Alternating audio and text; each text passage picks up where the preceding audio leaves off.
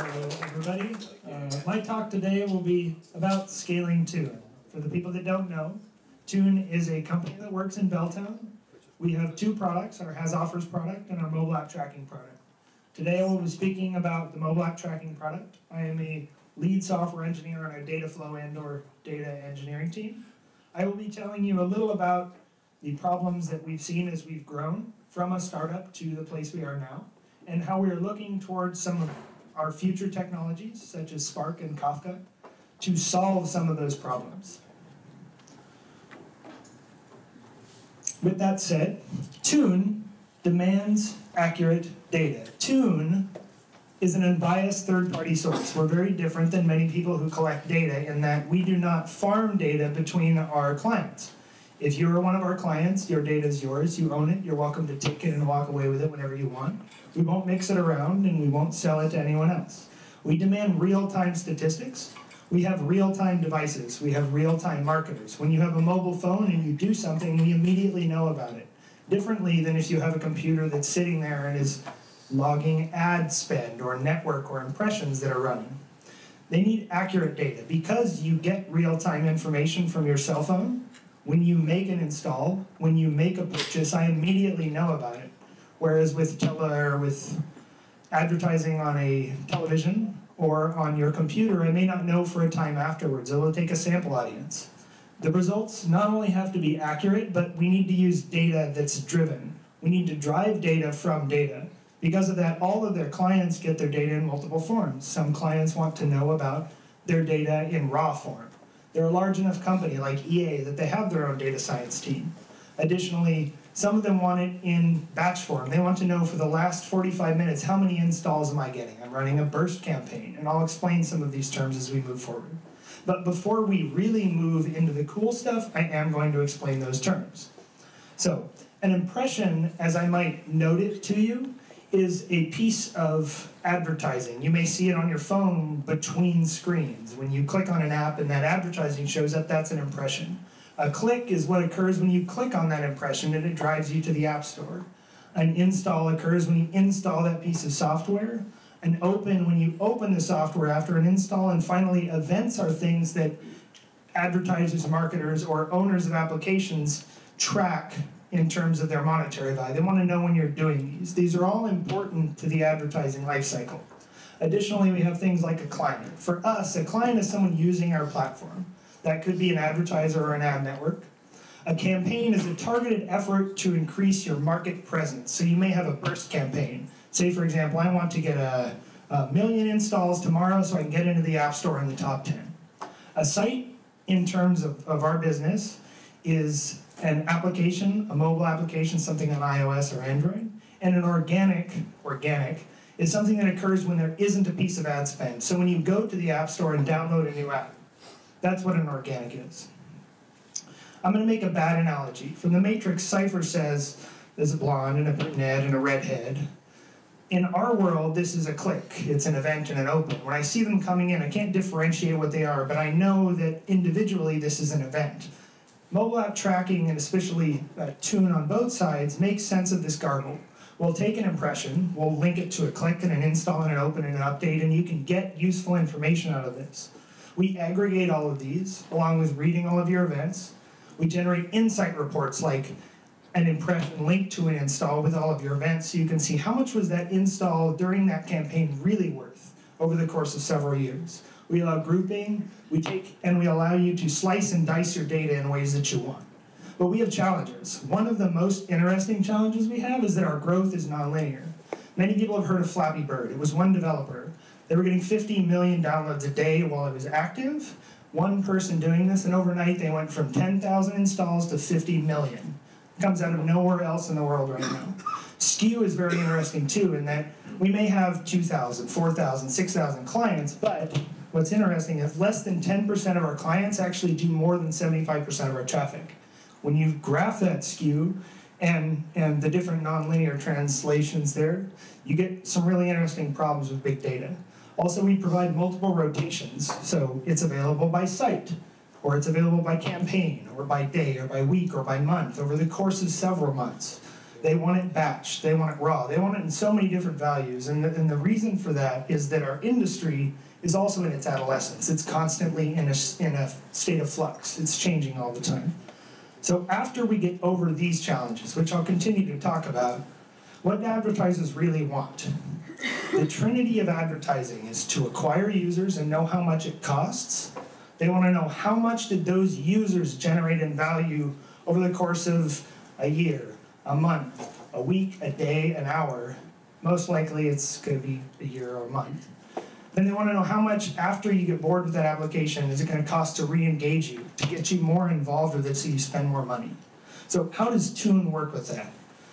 What Tune does is we have our application installed or attached to an application on your phone. So you make an install and that phone communicates to the MAT SDK. MAT SDK redirects maybe to the App Store, as well as redirecting or sending that request to MobileAppTracking. MobileAppTracking then logs that. Over the course of a period, it completes the attribution process of saying, okay, this click drove to this install, additionally there are these events, and eventually your client gets happy. That's what the smiley face is about. So let's talk about one more example of how that's really useful, which is, like I've mentioned multiple times, lifetime value. If I take an install, so you install on your application, it's really useful for me to know on that day that you've installed, because if I expected 5,000 users to install and you're user 2,400 and it's 11 p.m., I know I'm not going to hit that number. But even more importantly, if I can tell you, you had a set of installs based on a campaign with an ad network, and you paid $5 million for that ad campaign, and over the course of these 6 months, these installs have only paid out $3 million, there's a $2 million differential between what you were paying and what you're receiving. This is where lifetime value becomes so important, especially with mobile ad spend. An install doesn't immediately mean money. It means money in the future, and you want to know how much money that's going to represent.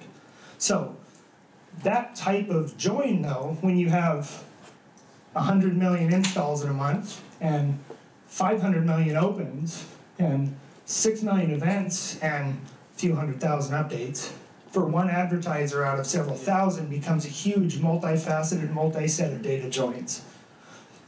The problem we started to run into, again with advertiser skew, is that MapReduces are tricky. When your reducers are skewed to a single reduce node, where 75% of your data goes to that node, all of your smaller advertisers are going to wait for that one reducer to close out. Additionally, right now we do cohorts on click. Now, a cohort is a single representation of a value over a period of time. So an LTV, or a lifetime value record, is an install associated with all its events, updates, and opens to generate, during this time, this is how much an install was worth. But sometimes people don't just want to be able to take that back to the click, because the click tells you which advertising network inspired that install. They also want to know, based on the installs, how much were installs worth during that time. There are many keys. Like I mentioned, some people want it keyed by advertisers, some people want it keyed by their mobile application, some people want it keyed by their campaign. Uneven MapReduce distribution, as I mentioned before, there's a skew. So if all of my advertisers are my keys, and 75% of my traffic is done by 10% of my people, then 75% of my clients will have to wait for that 10% of my massive advertising spend to complete before my MapReduce operations will. And finally, the AWS Spot Market is not, it's not terrible, but sometimes when you're trying to get instances and you're like, I really need to get this crunching, and one instance fails and your whole MapReduce collapses, it can be a nightmare. Mother of God. It can be a nightmare. When I wake up at 3 in the morning because my spot instances have failed and I can't create a good enough skew amongst my advertisers, it makes me cranky. So let's talk about scaling. And we're going to talk about scaling with Spark. Because in our case, Spark is kind of cool. Spark is a robust distributed platform, and for people who haven't used Spark before, it's not that it takes the MapReduce problems out, it's that it makes it easier to work with. I can build pottery if I have a wireframe, and it provides part of that wireframe in a programming context. It's generic and it's relatively scalable. If you take a MapReduce operation and you say, for example, I want to do a reduce by key, in a map and reduce, you're writing both the mapper side and a launcher and something else that connects to it. With Spark, you can say my cluster is up and running, grip it and rip it. it's queryable using Spark SQL and Spark Streaming, which I will go into. The things that we really want to start talking about here that are cool are things like cost data. So I mentioned lifetime value before. What's cool about cost data is I can tell you how much the install was worth, and if the install was worth $8 on average, but it cost you $10, it doesn't matter. Whereas if the install was worth $4 and it only cost you $1, that's actually worth more to you. So cost data comes in two forms for the most part with our data sources. It comes on a click, so when you click on an impression or when you make an install. If you notice, for example, that many people are clicking, but not many of them are installing, a cost by install may be your best model. Vice versa, if you notice that typically a click leads to install, it may be cheaper to pay by the click because people advertising are used to people clicking more often. The tricky part is that even if I have an install, I want to know what clicks led to that install. If I have 100 billion installs and 250 billion clicks, I can select the data from installs and say, okay, here's 100,000, but I still have to join 100,000 separate install IDs to 250 billion clicks. That's where it gets complicated because you're joining a relatively large data set against an even larger data set only on a single value. Additionally, you need other information for it to be relevant. So you want to know the campaign identifiers, the site identifiers, and things like that. Very quickly, it starts to scale. Large amounts of data are incredibly difficult. In this case, you would say, for example, you have a click or an install and other events, and you're going to join them together. Some advertisers have hundreds of millions of records a month.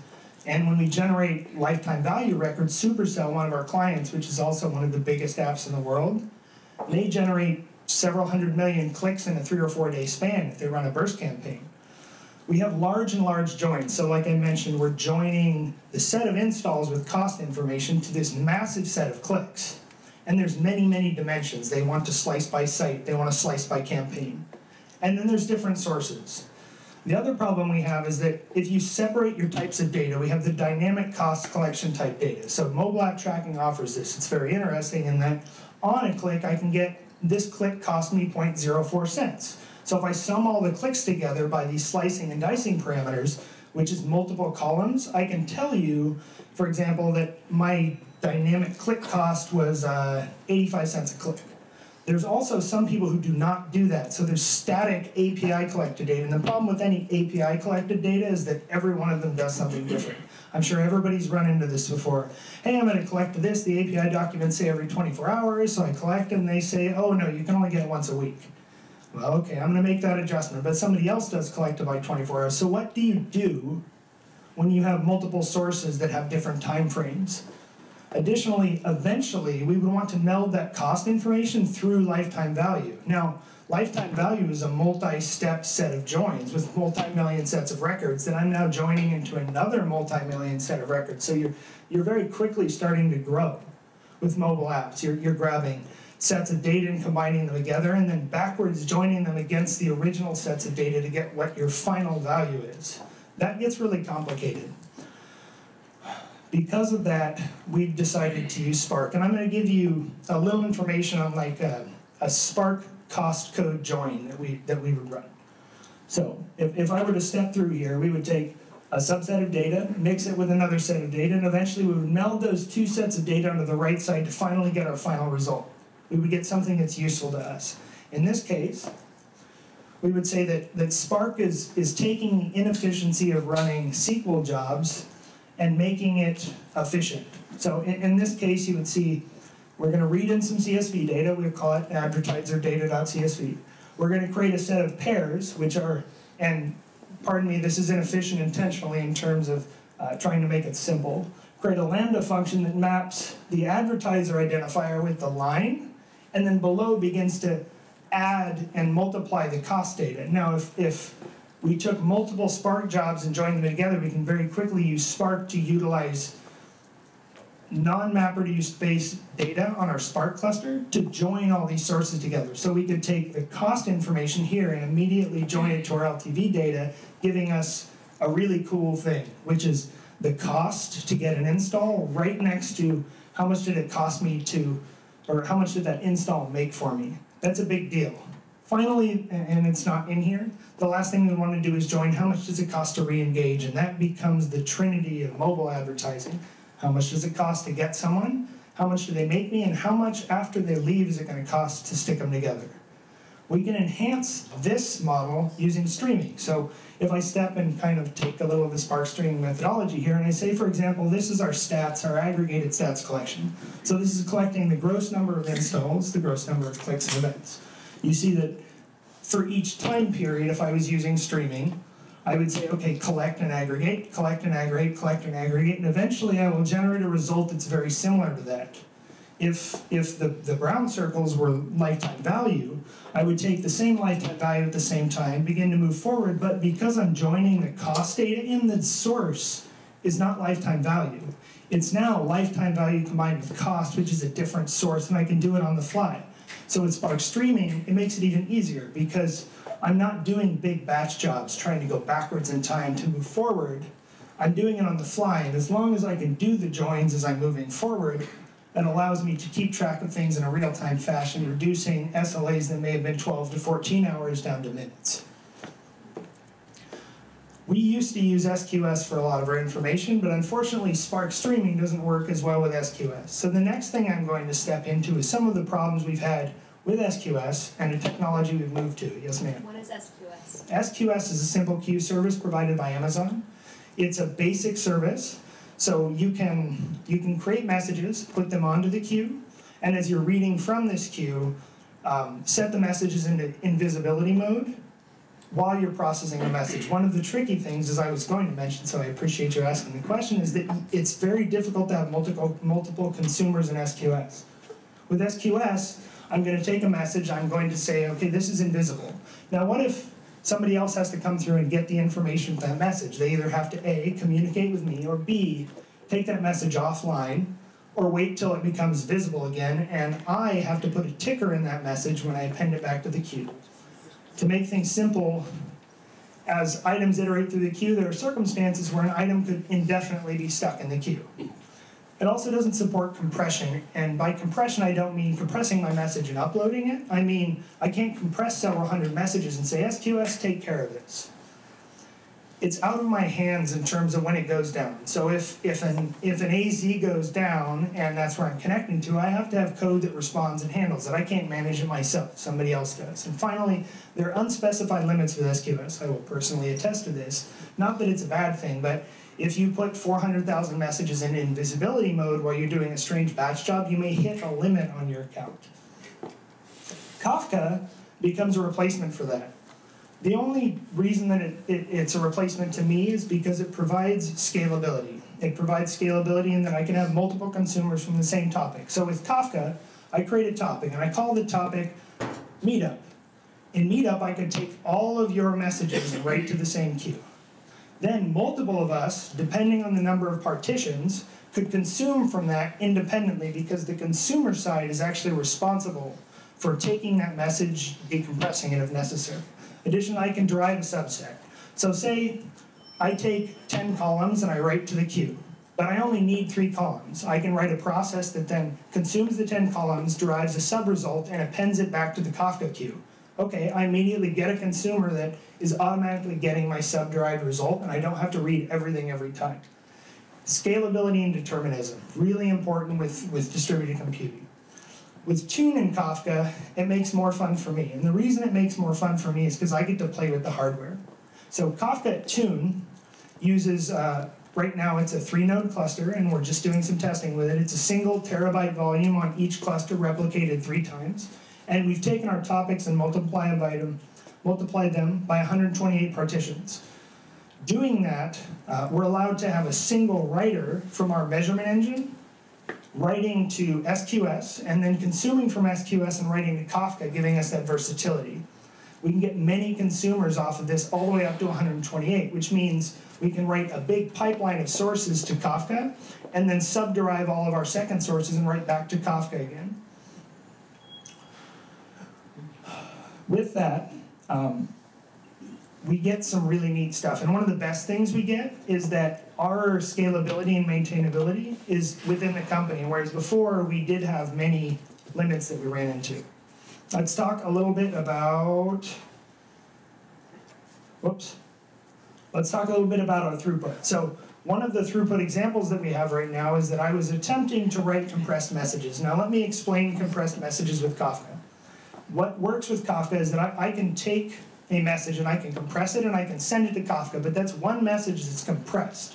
So I take the message, I write it up, and it's now a compressed message. When I download it, I decompress it, and it's a one-to-one relationship. Another thing that I can do is I can take 1,000 messages. I can say, okay, Kafka, I want to write one message, or 1,000 messages compressed into a single message when I upload to you. Now it's a single message or it's 1,000 messages compressed into a single message uploaded to Kafka. What that means is my footprint of that 1,000 messages is shrunk by whatever my compression ratio is, uploaded to Kafka, and when my consumer reads it, he can read 1,000 at once compressed. That's really effective when you're doing batch processing, because it means if I need a funnel or a fire hose, I no longer have to individually try to compress and then somehow use something like protobuf to say, okay, I have 486 messages in here, make sure you compress or decompress 486 messages and it lines up. I can say, here's 1,000 and it knows I'm getting 1,000. One of the tricky places we've run into is that I've downloaded 1,000 messages of my consumer and Kafka has moved its consumer head by 1, but in reality it's moved it by 1,000. And so if I'm iterating through the 1,000 messages and I get to message 500 and my process dies, I have to know to go back to my cluster and back up my consumer head by 1, re-download that message and move ahead by 500. So it's not without fault. It's not a simple process. It's something that we have to keep track of. So it does introduce its own problems. And with that, we were able to take some samples, essentially, of I tried to write single messages compressed, and we were reaching about 40,000 writes per second.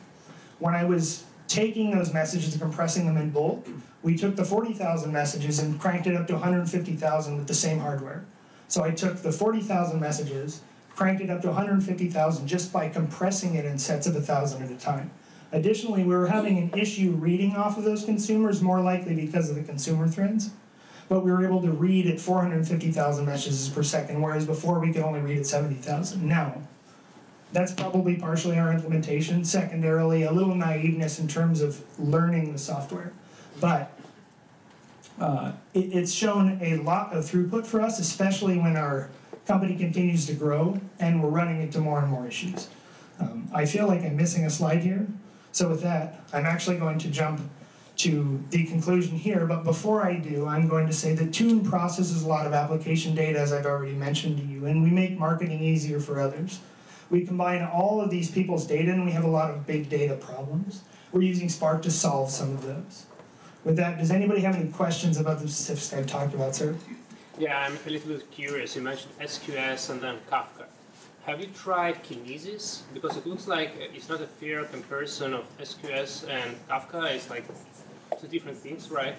So Kinesis is more like a Kafka. So in my experience, Kinesis is you're right, a little more, or a little more like Kafka, or a little less like SQS, I should say. But in terms of its processing, it's not that it's more expensive, it's that I don't have as much control over it.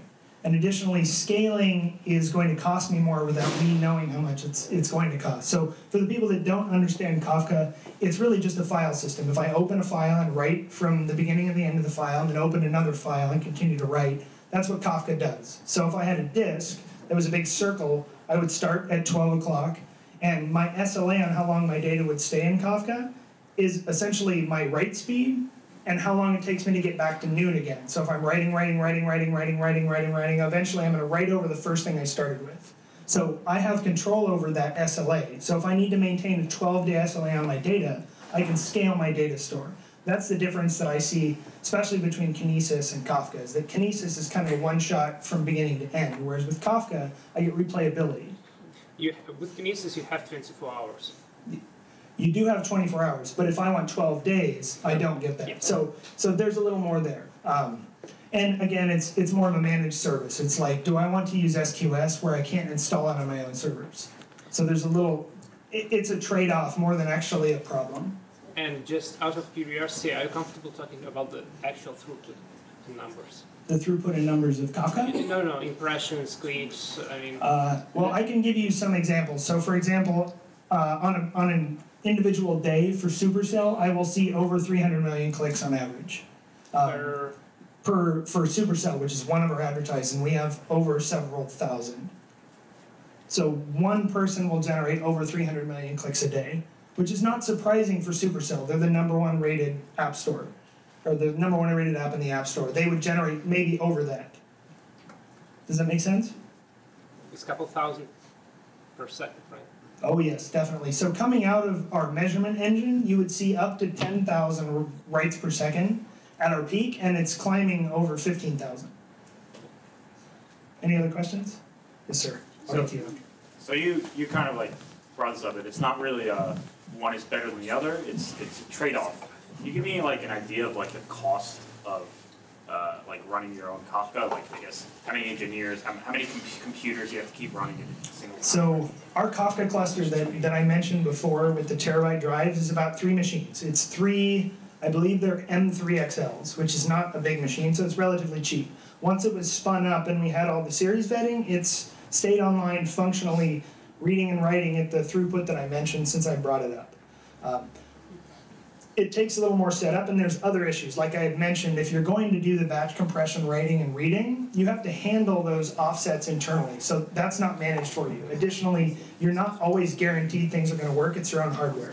So that's some of the bigger trade-offs that I see. In terms of cost, you really need to evaluate. At a really high throughput scenario where you don't need a high SLA, I personally believe that Kafka would be cheaper. And the only reason is because once you get the hardware and you get the disk space, it's not costing you anything more, no matter how many messages you're writing. And so with a 1 day or 24-hour SLA, you don't need as much disk space even with high throughput. It's not that you would need that with AWS either, or with SQS, but the larger your business scales, the more you're going to look towards something in-house. Sir? Yeah, I just want to comment on the spot instance pricing you mentioned before. So now, I think since January this year, you get a termination notice. You have 2 minutes when you receive that notice, so you can act on it. So that's something you can do within your app, and also Amazon's EMR will take advantage of that. So if your spot instance is killed, we'll replace it with another instance. Yes, I agree. And if nobody's ever used Databricks, that's a very good example of how that works, in that they will scale your Spark clusters in the same fashion. So I'm not to say that EMR or AWS in any fashion is not functional or working well. It's sometimes when I'm launching very large jobs, I do run into spot market issues where somebody consumes most of the market for a very high value. I've lost my computer, that's okay. Sir? So in your use of Spark, do you tend to basically bring up a cluster, run one job on that Spark cluster, and then throw it away, or is it a shared environment? So I'm going to probably talk about Cloudera because we actually use it as a product right now. So we're sitting on Cloudera, and I promised that I would talk about PySpark. I've been using PySpark for a little while with the alpha version of Cloudera, and so we have our own cluster that's up and running. We do have values like I mentioned the cost data. That's a very large join. It runs at a perpetual rate via cron on Spark and loads into another data source. So we're actually using Spark not to generate the SQL or the results. We're using Spark to load into another data source. Does that answer your question? So you have a cluster which is long-lived. Yes. So we do have both. So for some of our bigger jobs where we want to quickly come up with a result, we would use something in like EMR or spot pricing because it's really convenient to say, give me 1,000 instances, I'm going to run it over a couple minutes. So some of our data scientists use spot instances to make very quick calculations, whereas our repetitious jobs and our streaming jobs will run on our own cluster. And where's your source of record for that data? Is it sitting in HDFS on that long-lived cluster, or is it somewhere else? So we use a combination of disk-backed as well as Amazon S3 as our authoritative source. So we can archive things and then additionally archive them further. So we have the older data sits in more cold storage, and as it becomes more hot, we keep it in a better, more active system. Sir?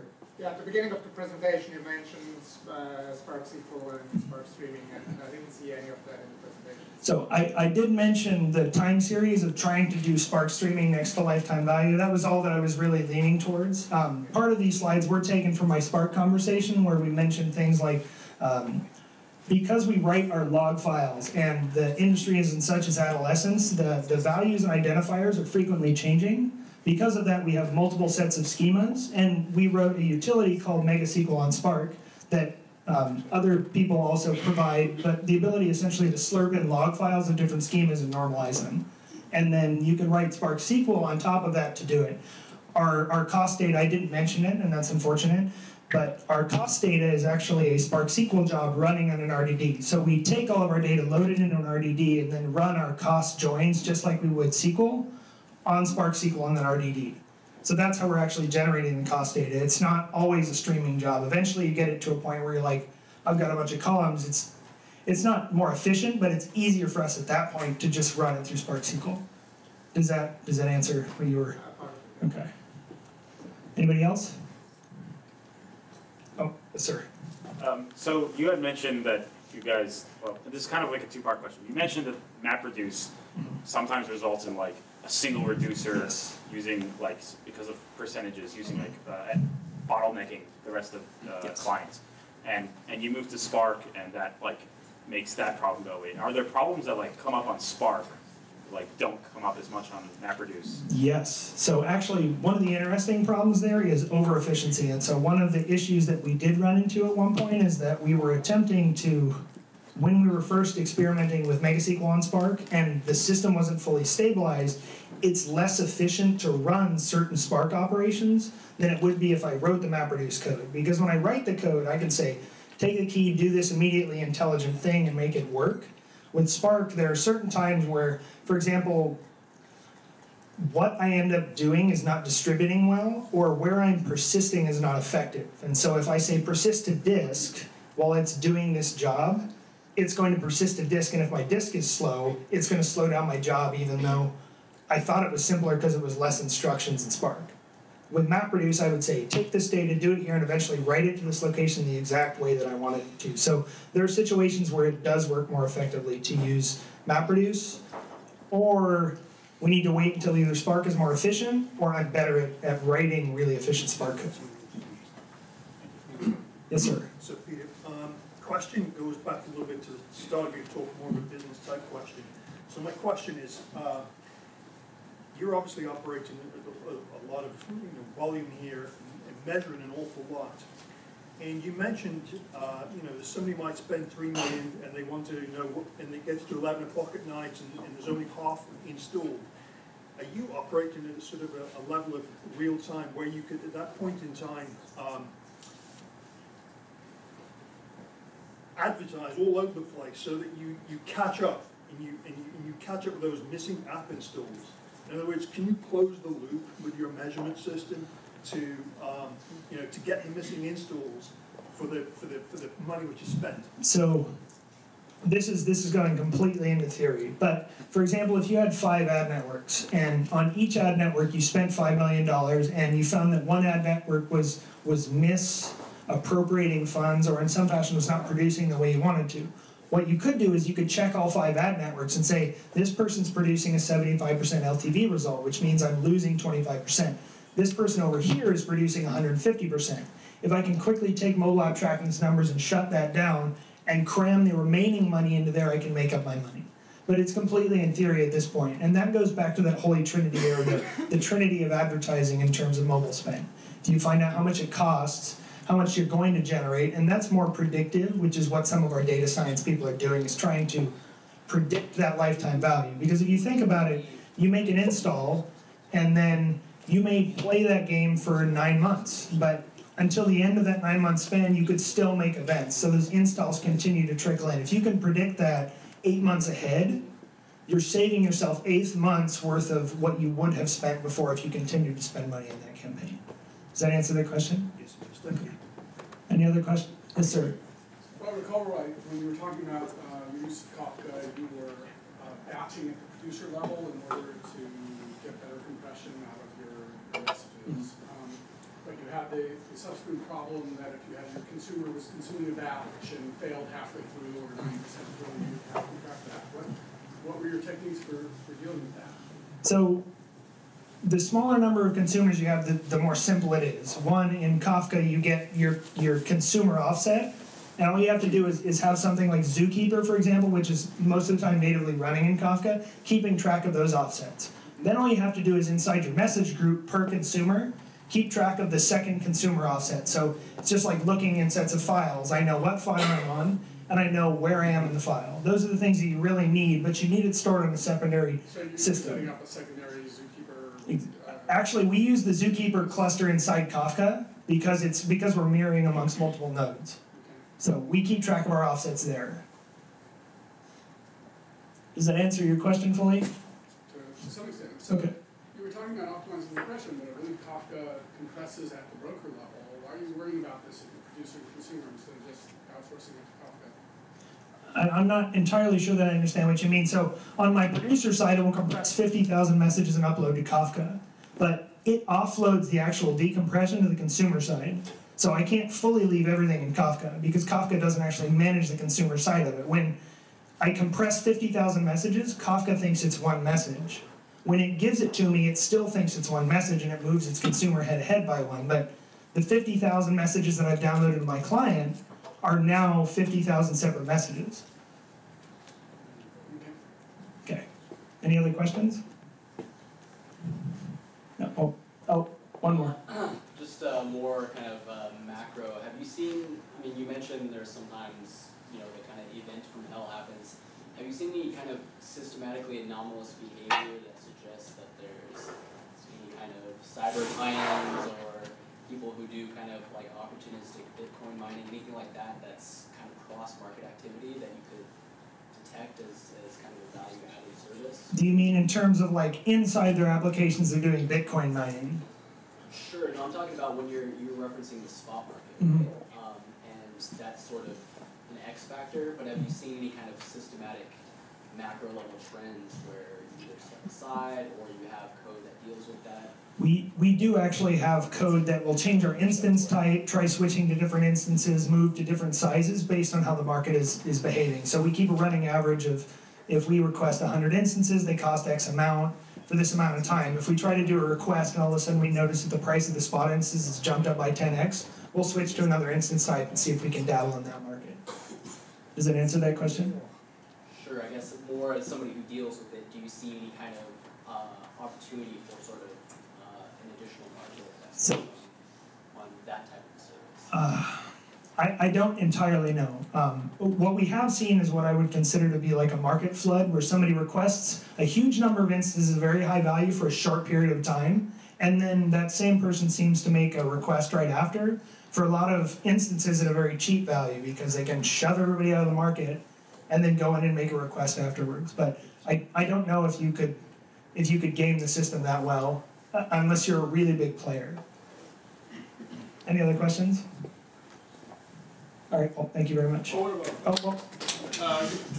About fraud detection, I mean, if people if somebody is actually generating fake clicks, are you finding that? So we do have fraud detection right now, and there are people who generate fake clicks. That's a tricky one because the system is growing, and the market is still in its adolescence. It's tricky to discover that, mostly because you can get a message from a server that looks like an application, even though it's not from an application, it's from somebody else, and trying to deduplicate on that is keep track of them, plus another thing, oh, I never got an attribution from them, then I got an attribution from them from a different location. It's complicated, but yes, we do see that. We're still working on, the industry is still working on trying to solve that problem. Exactly, yeah, exactly. All right, well, thank you very much.